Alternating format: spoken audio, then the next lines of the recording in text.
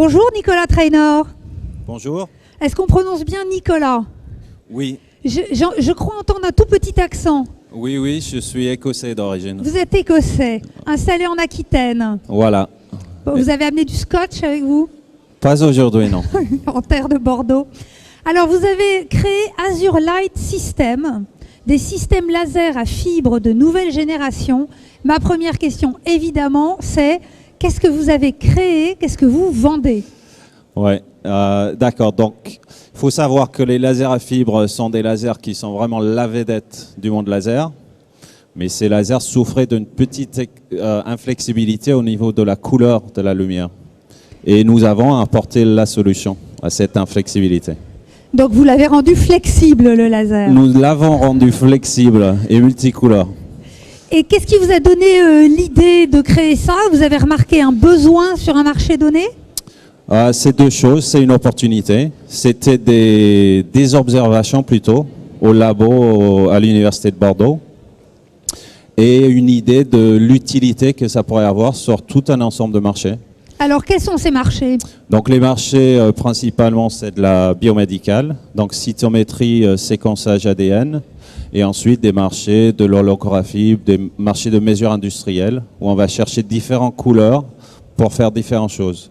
L'idée, c'est qu'on est dans les applications où la résonance avec la lumière est importante. C'est-à-dire un laser rouge ne marche pas, mais un laser bleu va marcher. Donc il y avait un vrai besoin. Oui. D'accord.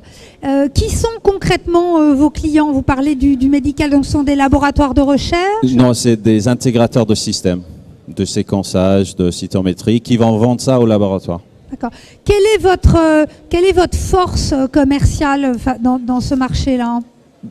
Notre force commerciale, c'est les avantages compétitifs que notre solution apporte. Je disais tout à l'heure que ces lasers à fibres passent de partout où on peut les introduire.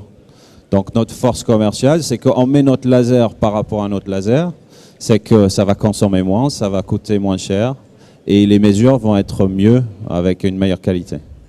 Donc il y a un argument économique sensible quand même, c'est que ça coûte moins cher. Très sensible et ça augmente les rendements de procédés. Et vos interlocuteurs à vous, ce sont des spécialistes à qui vous pouvez parler la langue du technicien, ou ce sont des gens avec qui vous devez faire preuve de pédagogie? Là, il y a vraiment de tout. Surtout aujourd'hui, j'essaie de faire preuve de pédagogie parce qu'on est là pour voir si on va lever quelques fonds. Mais au niveau des clients, il y a vraiment de tout. En général, on commence avec les techniciens et ensuite on parle avec les financiers où on parle plutôt prix. Alors, on va venir sur ce que vous cherchez aujourd'hui, bien sûr. Je voudrais savoir aussi qui est l'équipe avec vous. Donc, l'équipe, on est 3 fondateurs. Donc, il y a moi-même, il y a deuxième personne qui était plutôt à l'origine de la technologie au laboratoire, Monsieur Johan Boulet. On a un troisième fondateur qui n'est pas dans la société, mais plutôt conseiller, c'est Mathias Le Pennec, qui a une grande expérience dans la création des entreprises en optique photonique. Et l'entreprise compte 8 personnes aujourd'hui. Donc on commence vraiment à mettre en place la production, la vente. Alors, c'est le moment de parler de ce que vous cherchez aujourd'hui. Les interlocuteurs et les financeurs dont vous avez besoin sont ici. Qu'est-ce que vous allez leur dire en priorité? En priorité, on va expliquer notre force, notre modèle. Et notre situation aujourd'hui, c'est que nous avons une société, on a une certaine stabilité financière, mais on voit une possibilité d'accélération pour accélérer sur le marché. Et on cherche très concrètement, les fonds qu'on cherche aujourd'hui vont nous permettre de gagner 2 ans. Et vous cherchez combien, on peut le dire, ça? Oui, c'est 800 000. 800 000, à bon entendeur. Alors, on parlait tout à l'heure avec Edgar Girard, justement, de voir grand, de voir au-delà des frontières. Ce que vous proposez chez Azure Light System, est-ce que c'est exportable? Il faut que ça soit exporté. Nos marchés principaux sont les États-Unis et le Japon. Pourquoi? Parce que c'est là où les intégrateurs sont installés. Ok. Bon, les États-Unis. Il y a pas mal en Europe. On n'a pas un énorme marché en France. Il y a quelques industriels, avec lesquels on va bien travailler. Mais au niveau de volume, c'est vraiment au-delà de la France. Donc si on n'exporte pas, on n'existe pas. Bon, alors Nicolas, projetez-vous à 3 ans, qu'est-ce qui peut vous arriver de mieux?